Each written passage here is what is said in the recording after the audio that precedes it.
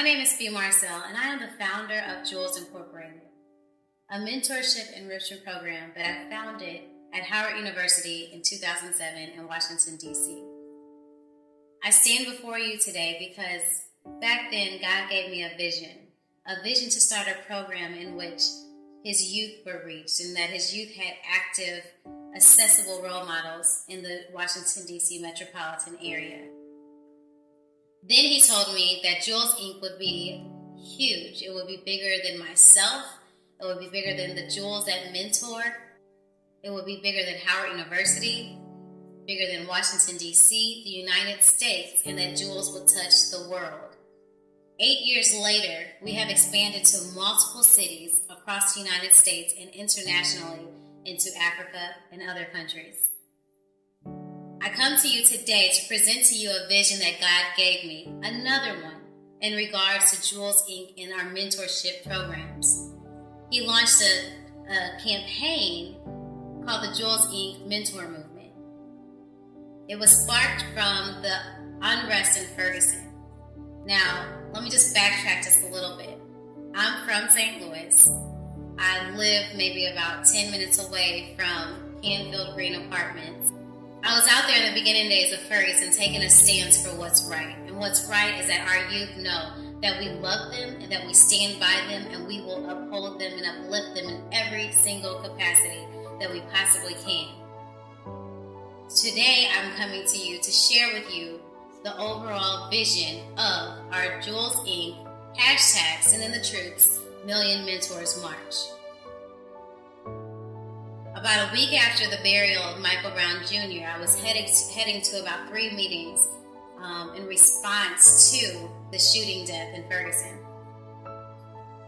However, just the weekend prior to that, God spoke through my pastor and told me to stop doing busy work and do what He's called me to do.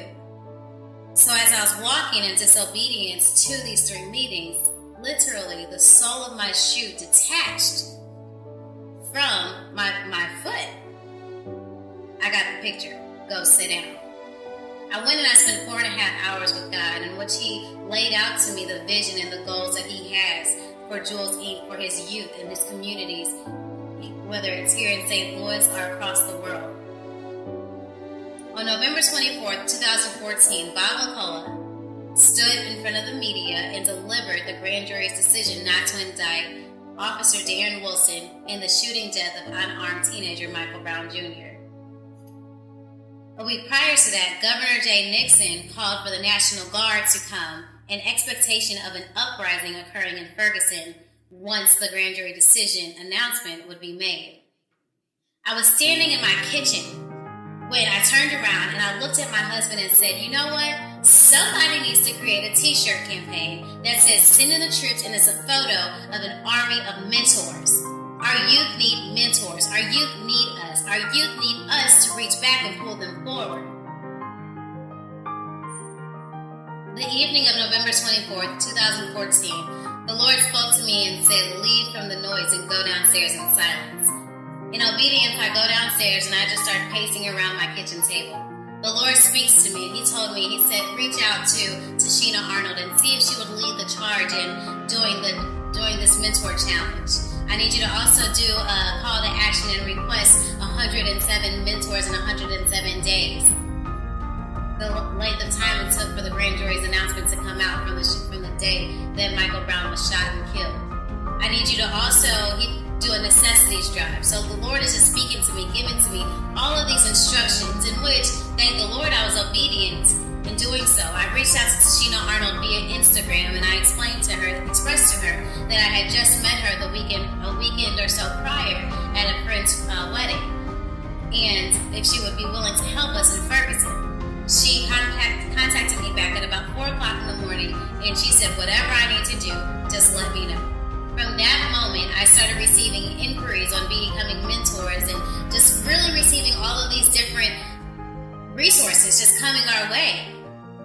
On Friday, I had no idea what the plan was, and I asked God, I'm like, Lord, what do you want me to do? I'm getting all these people. Maybe we could do a Million Mentors March in May, just playing off of all the ends.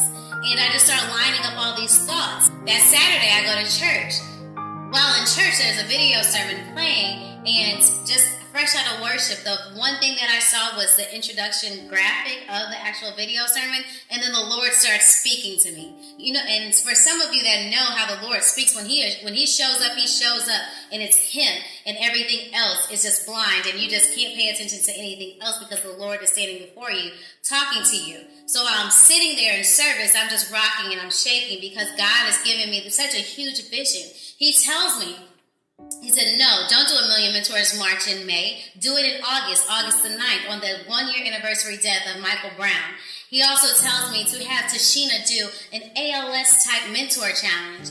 I didn't know what that meant, but he just kept rolling and rolling and rolling. He showed me the vision of so many mentors standing and the power of so many mentors marching on August 9th in unison with their mentee by them, saying, I am taking a stance for this youth, for this child, and I'm going to be accountable to making sure that this child is successful in life.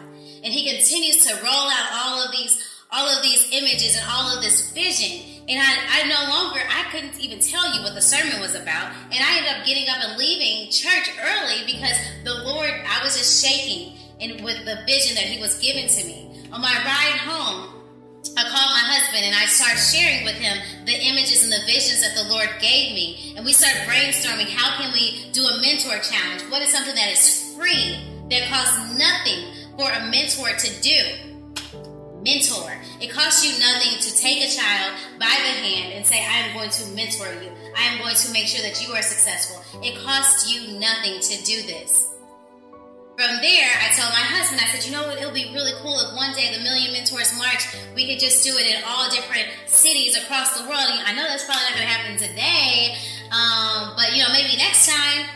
The next morning, I wake up, and the Lord speaks to me. He says, as I'm cleaning the kitchen, in which he gave me the original vision in, he tells me, he says, no, it's going to happen today. You need to create and gather March ambassadors in various cities. And on August 9th, everyone is going to march. Everyone is going to take a stance for their mentee.